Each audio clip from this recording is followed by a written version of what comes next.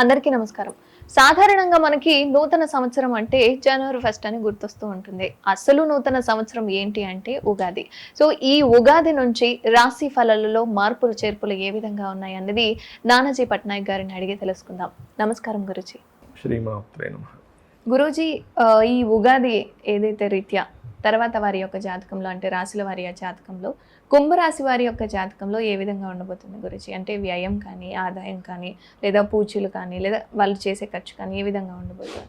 ఒకటేనమ్మా, ఆదాయము, వ్యయము, రాజ్యపూజ్యము, అవమానం అని ఉంటుంది ఈ క్రోధినామ సంవత్సరంలో కుంభరాశి వారికి. అయితే ఇక్కడ ఈ వీటి యొక్క ఇది ఎలా ఇచ్చారంటే 14 సేమ్ మకరానికి ఎలా ఉందో కుంభం కూడా 14 వచ్చింది. కాకపోతే 6-1 అంటే మిమ్మల్ని మెచ్చుకునే వారి సంఖ్య 6 అయితే అవమానించే వాళ్ళ సంఖ్య 1 ఉంది. కాబట్టి ఇక్కడ మార్చుకోవాల్సిన విషయం ఏదుంది అంటే ఖర్చులు తగ్గించుకోవాలి.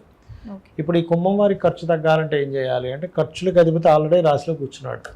అంటే 12వ అధిపతి రాశ్యాధిపతి అయిన శని కుంభంలో వచ్చి కూర్చున్నప్పుడు ఏంటి, ఖర్చుల వల్లే వీళ్ళకి స్ట్రెస్ ఎక్కువగా ఉంటుంది. అది తగ్గాలంటే సింపుల్గా 3 విషయాలు పాటిస్తే క్లియర్ అవుతుంది. ఏమిటది? తెల్ల నువ్వులు ఉంటాయి కదమ్మా, తెల్ల నువ్వులు, నీలం రంగు వస్త్రము, ఈ రెండింటిని తీసుకొని దగ్గరలో ఆలయంలో ఉండే పురోహితుడికి దానంగా ఇవ్వడం ఒకటి, శనివారాల పూట. రెండవది, నవగ్రహాల్లో శనిగ్రహం దగ్గర దీపారాధన చేయడము.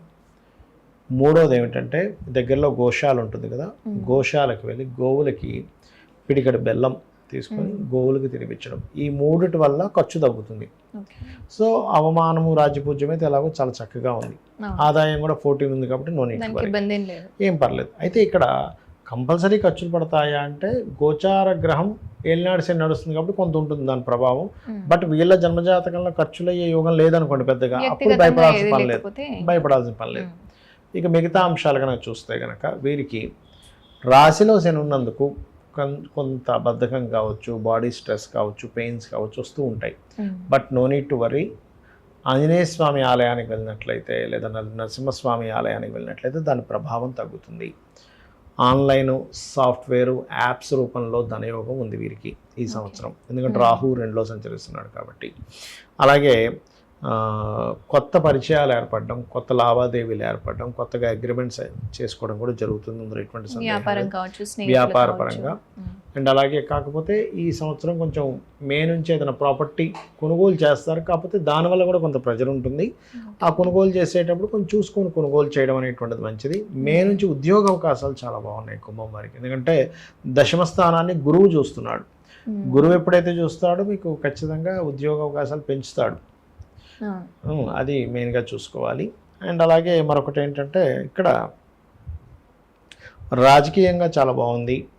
మే లోపల లోన్స్ ఏదైనా లభిస్తాయి. కోర్టు కేసు వ్యవహారాలు మీకు అనుకూలంగా వస్తాయి. కోర్టు సంబంధించిన ఇవి ఏవైతే హీరింగ్స్ ఏవైతే ఉంటాయో మీకు పాజిటివ్గా వస్తాయి కుంభం వారికి. అండ్ అదేవిధంగా మే తర్వాత వివాహం కోసం చేసే ప్రయత్నం చాలా బాగుంటుంది. వివాహ ప్రయత్నాలు మే లోపల కూడా వివాహ ప్రయత్నాలు బాగున్నాయి. ఎందుకంటే గురు దృష్టి సప్తమం మీద ఉంది, శని దృష్టి ఉంది. దీన్ని డబుల్ ట్రాన్సిట్ అంటారు. ఇది చాలా బాగుంది చెప్పాలంటే. అయితే పర్లేదు. కాకపోతే అష్టమంలో కేతు సంచారం జరుగుతుంది కాబట్టి కాస్త రోడ్లు దాటేటప్పుడు కానీ, డ్రైవింగ్ చేసేటప్పుడు కానీ, బుధరాశుల్లో ఉన్న కేతువు కాబట్టి ఫోన్ మాట్లాడుతూ పొరపాటును కూడా చేయకండి. ఎందుకంటే చాలా మంది చూడండి, ఫోన్ మాట్లాడుతూ రోడ్డు దాటేస్తారు ఇటు చూడకుండా, గబుక్కున వచ్చి ఏదో వెహికల్ ఏదో కొట్టడం జరుగుతుంది. కాబట్టి వాటి వల్లే అవుద్ది. ఫోన్ మాట్లాడుతూ వెహికల్ నడపడము, రోడ్డు దాటడము, వీటి వల్ల ఎక్కువ ఇబ్బంది అవుతూ ఉంటుంది. బట్ ఓవరాల్గా ఏంటంటే కెరీర్ బాగుంది, వ్యాపార లాభాలు బాగున్నాయి, కొత్త పరిచయాలు ఏర్పడుతున్నాయి. వాహనం ఒకటి, ఏలినాడు శని జన్మలో నడుస్తుంది కాబట్టి కొంచెం ఆరోగ్య విషయం ఒకటి, తల్లిగారు ఆరోగ్య విషయం ఒకటి కనుక చూసుకున్నట్లయితే సరిపోతుంది కుంభం వారికి. వీళ్ళు ఎటువంటి దేవతారాధన చేసుకోవాలి? విష్ణు సహస్రనామాలు ఎక్కువగా చేయాలమ్మా. ఎంత విష్ణు సహస్రనామాలు శ్రవణం కానీ పఠనం కానీ చేస్తూ ఉంటే అంత బాగుంటుంది వీరికి చెప్పాలంటే. గురూజీ, క్రోధినామ సంవత్సరం అని అంటూ ఉంటారు కదా, అంటే రాశి ఫలాల్లో కాకుండా ఆధ్యాత్మికంగా కావచ్చు, సాంస్కృతికంగా కావచ్చు, క్రీడలలో కావచ్చు, బయట ఏ విధంగా ఉంటుంది గురూజీ అసలు? ఒకటేనమ్మా, ఈ క్రోధినామ సంవత్సరానికి ఎవరు రాజు అంటే కుజుడు రాజు అయ్యాడు ఈసారి. ఈ సంవత్సరం రాకముందే మనం ఆల్రెడీ జనవరిలోనే ప్రిడిక్షన్ చేసాం. ఏంటి అంటే జనవరి, ఫిబ్రవరి ఆ మాసం నుంచి కొన్ని పేలుళ్ళు కావచ్చు, లేకపోతే అగ్నికి సంబంధించినవి కావచ్చు. ఎందుకంటే కుజుడు శని రవి కలుస్తున్నారు. రవితో శని కలిసిన, కుజుడు కలుస్తున్నా మీకు ఎందుకు ఈ మార్చి మాసం నుంచి మార్చి మాసం నుంచి పెరుగుతూ ఉంటాయి. ఎందుకంటే మీరు ఈ కుజశని కలయిక ఎలాంటిదంటే అమ్మ, హీరోసీమా నాగసాకి జపాన్ మీద వేసిన బాంబు అప్పుడు కూడా ఏంటంటే ఈ కుజ శనులు కనెక్టివిటీస్ ఉంటాయి. ఆ టైంలో కూడా మీరు ఏదైనా యుద్ధ సమయాల్లో కానీ మనకి చూడండి ఏదైనా ప్రమాదం వస్తుంది, ఏదైనా ప్రమాదాలు రావడం అంటే బాంబు పేర్లు కావచ్చు, లేకపోతే ఈ రాజకీయంగా అనేకమైనటువంటి గొడవలు కావచ్చు, సడన్గా అసలు ఊహించనంత మార్పులు తీసుకురావడం కావచ్చు, అల్లర్లు కావచ్చు పెరుగుతుంటాయి. కాబట్టి కొంచెం జాగ్రత్తగా ఉండాలి. అంటే ఏంటంటే రాజులకి యుద్ధం చేయాలనే ఆకాంక్ష పెరగడం ఇలాంటిది ఇస్తుంది క్రోధినామ సంవత్సరం. ఎందుకు రాజు ఏమో కుజుడయ్యాడు. అయితే మరి ఇది రాకముందే ఎందుకు వస్తుంది ఇదంతా అంటే, మనం జనవరిలో ఎందుకు చెప్పాము అంటే ఆ గ్రహాల యొక్క కలయికలు అలా ఉన్నాయి. జనవరి ఫలితాల్లో కూడా చెప్పాం మనం యాక్చువల్గా, దాని ఇది ఉంటుంది అందుకని. అయితే ఇక్కడ దీనికి మరి అందరూ ఇప్పుడు చూడండి, బయట యుద్ధ సంబంధించిన వాతావరణం ఇవన్నీ ఒక పక్క పెడతాయి. ఇందులో సామాన్య ప్రజలు ఇరుక్కోకుండా ఉండాలి అంటే కనుక శని కుజ గ్రహాల దగ్గర దీపారాధన చేయాలి. వారాహి అమ్మవారి అష్టోత్తరాలు చదువుకోవాలి. వీలైతే గోవులకి క్యారెట్లు బెల్లము తినిపించాలి. ఇలా గనక చేసినట్లయితే ఖచ్చితంగా బాగుంటుంది. అది అంటే ఇప్పుడు మనకి తర్వాత స్పోర్ట్స్ కి సంబంధించి ఉన్నాయి. సో అందులో మనకి ఎటువంటి లాభాలు వస్తాయి? స్పోర్ట్స్ రంగాలకు సంబంధించిన విషయంలో అంటే అమ్మ, ఇది అది అప్పటికప్పుడు స్పోర్ట్స్ సంబంధించినటువంటిది ఎవరికి వారి జనరల్ జాతకాలు తీసుకొని చెప్పుకోవాలి. అప్పుడున్న ఏ స్పోర్ట్స్ టైంలో అసలు గ్రహస్థితి ఎట్లా ఉంది దాని పరంగా. అయితే స్పోర్ట్స్ రంగాలకు సంబంధించింది మాత్రం కొంచెం అంటే మొదటి క్రోధినామ సంవత్సరంలో కుజుడే రాజయ్యాడు కాబట్టి స్పోర్ట్స్ రంగాల్లో కుజుడు స్పోర్ట్స్ కారకుడు. ఆ రంగాలు బాగుంటాయని చెప్పుకోవాలి.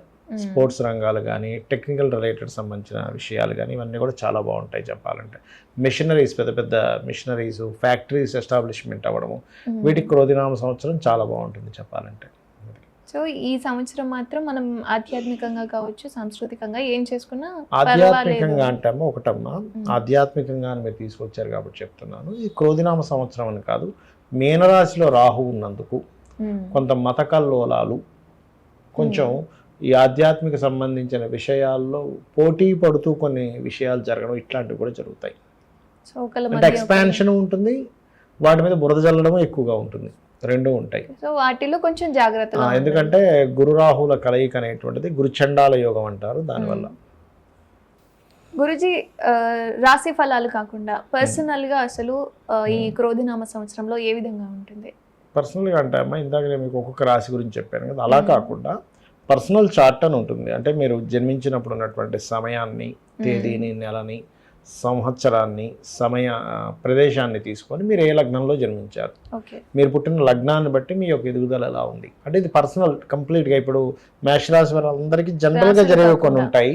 మీ పర్సనల్ చార్ట్ మీకు యూనిక్గా ఉంటుంది. ఎందుకంటే ఒక మనిషి ఉన్నట్టుగా వేరే వాళ్ళు ఎవరు కూడా అలా ఉండరు చూడడానికి. అలా తెలివితేటలు ఉండవు, ఎలా వేరు వేరు ఉంటాయి. వాళ్ళకున్న తెలివితేటలు వేరే వాళ్ళందరికీ, వాళ్ళకున్న స్కిల్స్ వేరే వాళ్ళందరికీ ఉండాలని రూల్ లేదు. వేరే వాళ్ళకి వేరే స్కిల్ ఎక్కువగా ఉండొచ్చు, వీరికి వేరుగా ఉండొచ్చు కదా. అలా ఏంటంటే ఈ పర్సనల్ చార్ట్లో రీడింగ్ ఈజ్ డిఫరెంట్గా ఉంటుంది. అంటే మీ స్పెసిఫిక్గా మేషరాశి వాళ్ళందరూ, మీది మేషరాశి, వేరే వాళ్ళది మేషరాశి, కానీ అందరికీ ఒకే రకమైనటువంటి ఆదాయం ఉండదు కదా. అంటే మీ పర్సనల్ చార్ట్లో ఆదాయాన్ని ఇచ్చే కారకుడు, అంటే మీకు ధనాన్ని ఇచ్చే కారకుడు ఎలా ఉన్నాడు, మీ పర్సనల్ చార్ట్లో సిబ్లింగ్స్తో ఎలా ఉంది, మీ పర్సనల్ చార్ట్లో ఏ డైరెక్షన్స్లో నివసిస్తే బాగుంటుంది గృహము, మీ పర్సనల్ చార్ట్ రీత్యా ఎందులో డబ్బులు వస్తాయి, ఎప్పుడు డబ్బులు వస్తాయి, అదేవిధంగా వివాహ సమయం ఎప్పుడు ఉంది, ఎటువంటి వారు మీకు జీవిత భాగస్వామిగా వస్తారు, సంతానం అభివృద్ధిగా ఉండాలంటే ఏం చేయాలి, మీరు జాబ్ చేస్తే బాగుంటుందా, లేకపోతే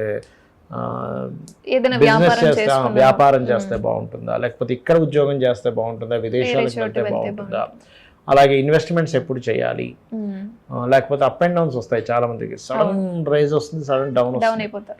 అలాంటి ముందుగా తెలిసే అనుకోండి. ఇప్పుడు ఎగ్జాంపుల్ ఒక 6 నెలలు బాగా డౌన్ ఉందని అర్థమైంది, ఒక 2 నెలల ముందే తెలుస్తుంది, మనం ఏం చేస్తాం, మనీ సేవ్ చేసుకుంటాం, మార్పులు ఏమైనా ఉంటే కొంచెం ఈ డబ్బులు అక్కడ వాడుకుంటాం కదా. అది తెలియలేదని అనుకోండమ్మా, ఒక 3 నెలలు రాబోయే 3 నెలలు బాగా డౌన్ ఉందని తెలియలేదు అనుకోండి, ఈ డబ్బులను ఖర్చు పెట్టుకుని అయ్యో తెలుసుంటే నేను డబ్బులు దాచిపెట్టుకునేవాళ్ళం కదా, సేవ్ చేసుకునే వాళ్ళం కదా అనిపిస్తుంది. అందుకని ఈ అప్ అండ్ డౌన్స్ చూస్తాం అనమాట.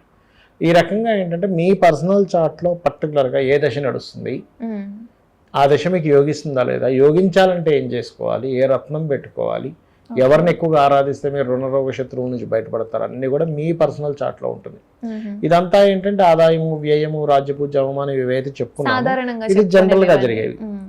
ఇంకోటి ఏంటి, ఈ సంవత్సరానికి ఫలానా రాజు కాబట్టి ఇది లోకపరంగా జరిగేటువంటివి. అవును. మీ పర్సనల్ చార్ట్ అంటే మొత్తం 3 రకాలుగా ఉంటుంది. రాశి ఫలాలు బయట జనరల్గా జరిగేది మీ పర్సనల్ చార్ట్ అది. అయితే మీకు ఇప్పుడు సందేహం వచ్చేవండి, మరి నా పర్సనల్ అయితే ఇవన్నీ ఎందుకు చెప్పుకుంటున్నామని. ఇప్పుడు మీరు ఉన్నారు, ఇక్కడ నుంచి మీ ఇంటికి వెళ్ళాలనుకోండి, పీక్ టైం ట్రాఫిక్ టైంలో అయితే గంట పట్టొచ్చు, నార్మల్గా అయితే 20 మినిట్స్లో పట్టొచ్చు. బయటన పరిస్థితులు బట్టే కదా మీ జర్నీ ఉంది. అవును. అట్లా ఏంటంటే మీ జర్నీ ఎంతసేపట్లో వెళ్తారనేటువంటిది మీరు ఎంత ప్రయత్నం చేసినా బయట ఉండే వాతావరణము, బయట ఉండే ట్రాఫిక్ అనుకూలించాలి. ఆ ట్రాఫిక్ ఎలా అనుకూలిస్తుంది, ఏ టైంలో అయితే అనుకూలిస్తుందని మనకి ఎట్లా తెలుస్తుందో గోచార ఫలితాలు కూడా అలాగే. సో బయట జరిగే సిచ్యువేషన్స్ కూడా మనం కంట్రోల్ చేసుకోవచ్చు గురుజీ, మన రెమెడీస్ ద్వారా కంట్రోల్ చేసుకోవచ్చు. ఏ సమయంలో చేస్తే మంచిదని. ఇప్పుడు మీరు ఉన్నారమ్మా, ఇప్పుడు ట్రాఫిక్ తక్కువగా ఉంది, కానీ అదే 9-10 o'clock అప్పుడు అంటే ఎక్కువగా ఉంటుంది, పీక్ టైం కాబట్టి. మధ్యాహ్నం టైం తక్కువగా ఉంటుంది కదా. దాన్ని బట్టి మీరు ఇప్పుడు ఎంతసేపట్లో వస్తారు, మీరు ఇంట్లో వాళ్ళు అడిగారు అనుకున్నా హాఫ్ అన్ అవర్లో వస్తా అంటారు. అదే మీరు ఈవినింగ్ 5 o'clock 6 o'clock అయితే ఎక్కడ half an hour traffic jam ఉంటుంది, 1 hour పడుతుంది అంటారు. సమయాన్ని బట్టి మార్పులు అనేవి బయట ఉండే ట్రాఫిక్ ని బట్టి మీకు ఎలా అయితే మీ యొక్క సమయం ఎలా పడుతుందో గోచారంలో ఉండే గ్రహాలను బట్టి ఇక్కడ కూడా మార్పులు వస్తూ ఉంటాయి. అది అంటే బయట ఏం జరుగుతుంది, మనలో ఏం జరుగుతుంది, అసలు రాశి ఫలాలు ఏ విధంగా జరుగుతుందని చెప్పి చాలా కన్ఫ్యూజన్ ఉన్న వాళ్ళు ఉంటారు. వాళ్ళకైతే చాలా క్లారిటీగా చెప్పారు. చాలా చక్కటి అంశాలను మాతో పంచుకున్నారు గురించి. ధన్యవాదాలు. శ్రీమాత్రే నమః.